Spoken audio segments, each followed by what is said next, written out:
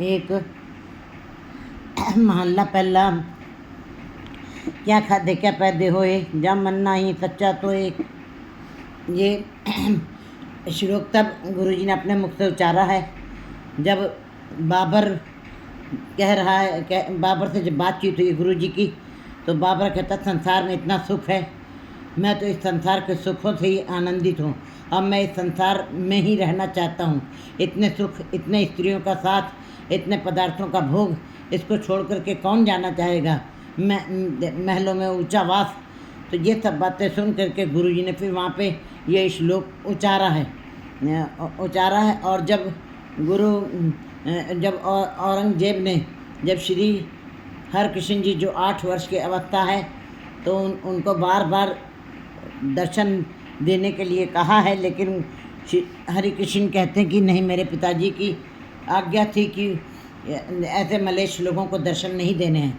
बार बार औरंगजेब के कहने पर भी जब अपना चेहरा नहीं दिखाया, अपने दर्शन नहीं दिए गुरुजी ने, तब औरंगजेब ने एक बात कही बालक हरिकृष्ण को कि कुछ मेरे लिए कुछ शब्द कहिए, अगर जो दर्शन नहीं देने, पर्दा लगा करके आप मेरे लिए कुछ शब्द कहिए। तब वहाँ पे भी गुरु हरकृष्ण जी ने भी यही वाले शब्द औरंगजेब को कहे।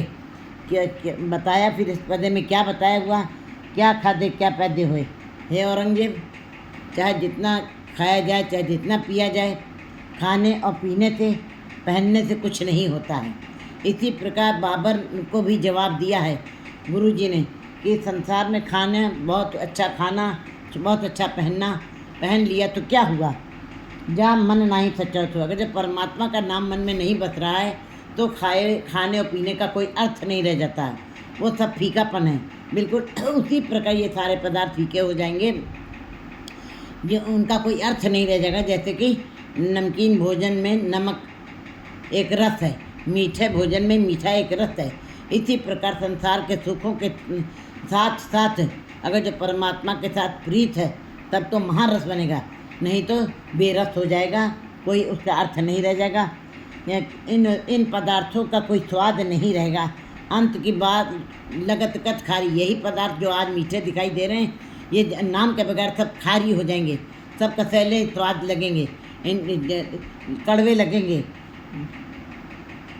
क्या मेवा, क्या गुड़ मुट्ठा। कहते हैं गुरुजी बताएं, क्या तुम मेवा, चाहे मेवा खा लिया है, क्या घी गुड़ मिठा, क्या मैदा के चाहे क्या मैदे के बने पकवान, चाहे जितने भी तुमने मांसाहारी भोजन में अनेकों प्रकार के तुमने मांस का सेवन भी किया है, तुम उसमें अपनी शान समझे कि मैं मेवा खा रहा हूँ, मैं घी खा रहा हूँ, मैं गुड़ खा रहा हूँ और मीठे भोजनों का पदार्थों को खा रहा हूँ, तुम उसके अंदर तुम अपनी शान समझ रहे। गुरुजी कहते हैं नहीं, क्या माँ से क्या कपड़ क्या सेज सुखारी, चाहे तुम कितने भी सुंदर सुंदर कपड़े पहन लो, चाहे जितने अच्छी अच्छी सुंदर सेजों के ऊपर शयन कर लो, सो आराम करो, विलासता वाले जीवन जियो, सेवा क्या कपड़ क्या सेज सुखाली कीचे भोग विलास, और चाहे सुंदर सुंदर सेज के ऊपर तुम भोग विलास करो, अनेकों अनेक स्त्रियों के साथ तुम विलास करो, आनंद लो, क्या लश्कर क्या नेम खवाती।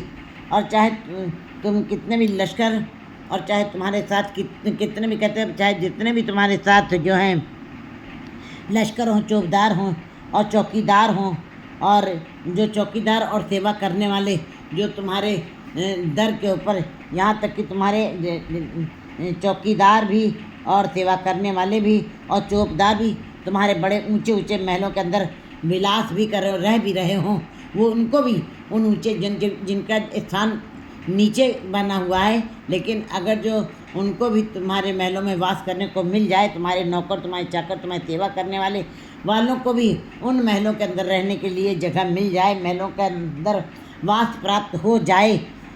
नानक कहते हैं सच्चे परमात्मा के बिना ये सारी वस्तुएं, ये सारे टोले, ये सारे समूह के समूह जो है विनाश होने वाले हैं, ये नष्ट होने वाले हैं, ये रहने वाले नहीं। ये हमको जो दिखाई दे रहे हैं समूह के समूह जो हमको दिखाई दे रहे हैं, इस प्रकार भोग विलास करते हुए, ये सब विनाशमान है, ये सब नष्ट हो जाने हैं, इन सबको ख़त्म हो जाना, ये नश्वर हैं।